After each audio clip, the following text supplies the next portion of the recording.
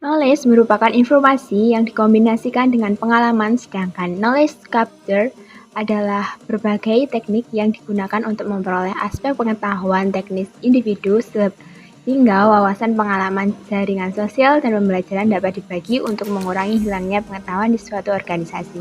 Manfaat knowledge capture ini ada tiga.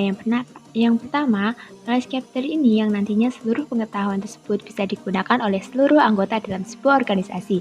Yang kedua, dapat terciptanya pengetahuan baru yang bisa dikembangkan lebih lanjut lagi supaya bisa menghasilkan inovasi-inovasi bagi suatu perusahaan atau lembaga. Yang ketiga, dengan adanya knowledge capture yang baru, hal tersebut bisa menjadi sebuah nilai plus bagi suatu perusahaan atau organisasi dalam bersaing dengan perusahaan atau organisasi yang lainnya.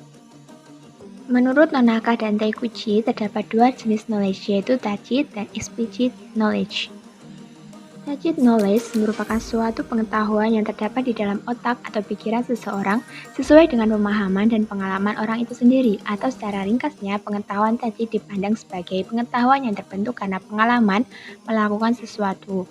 Biasanya, pengetahuan ini tidak terstruktur, susah untuk didefinisikan dan diberitahukan secara bahasa formal kepada orang lain, dan isinya mencakup pemahaman pribadi. Pengetahuan ini umumnya belum terdokumentasi karena pengetahuan ini masih terdapat di dalam pikiran seseorang. Tacit knowledge juga memiliki kelebihan, yakni sangat penting dalam manajemen pengetahuan karena informasi dan manfaat secara keseluruhan hanya berasal dari pengetahuan pribadi. Pengetahuan tacit cenderung mentransfer pengetahuan secara langsung dari satu orang ke orang lain, sehingga pengetahuan memainkan peran yang penting. Pengetahuan tacit mengembalikan investasi besar dan meningkatkan efisiensi tempat kerja. Yang keempat, pengetahuan tacit adalah inti dari penelitian dalam manajemen pengetahuan.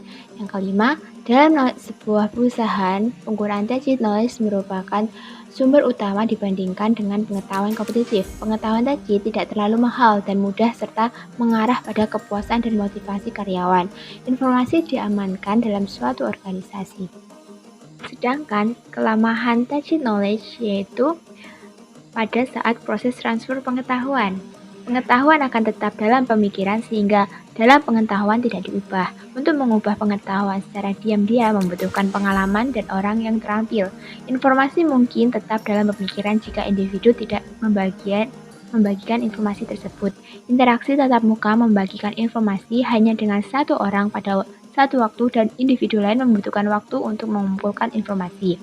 Dan salah satu kelemahan yang paling besar adalah bahwa begitu pengetahuan hilang, pengetahuan tadi tidak dapat ditemukan dalam dokumen.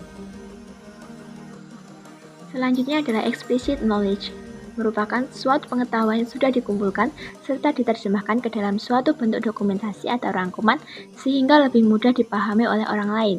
Pengetahuan ini bersifat formal dan mudah untuk dibagikan ke orang lain dalam bentuk dokumentasi, karena umumnya merupakan pengetahuan yang bersifat teori yang mempermudah seseorang dalam membagikan pengetahuannya kepada orang lain melalui buku, artikel, dan jurnal tanpa harus datang langsung untuk mempelajari orang tersebut.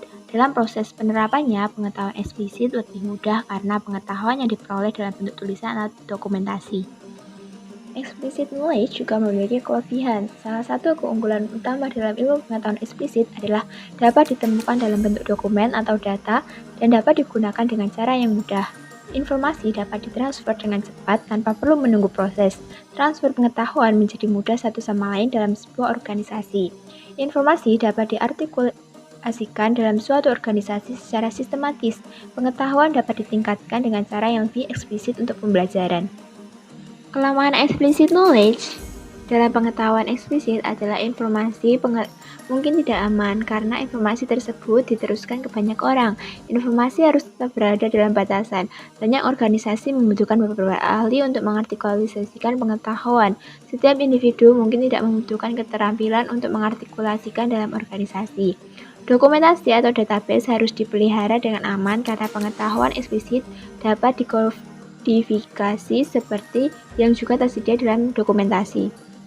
Eksternalisasi merupakan konversi dari bentuk pengetahuan tacit ke eksplisit melalui pendokumentasian sehingga pengetahuan yang semula berada sebagai suatu pemikiran, ide, gagasan, pengalaman dapat diwujudkan dalam bentuk dokumen.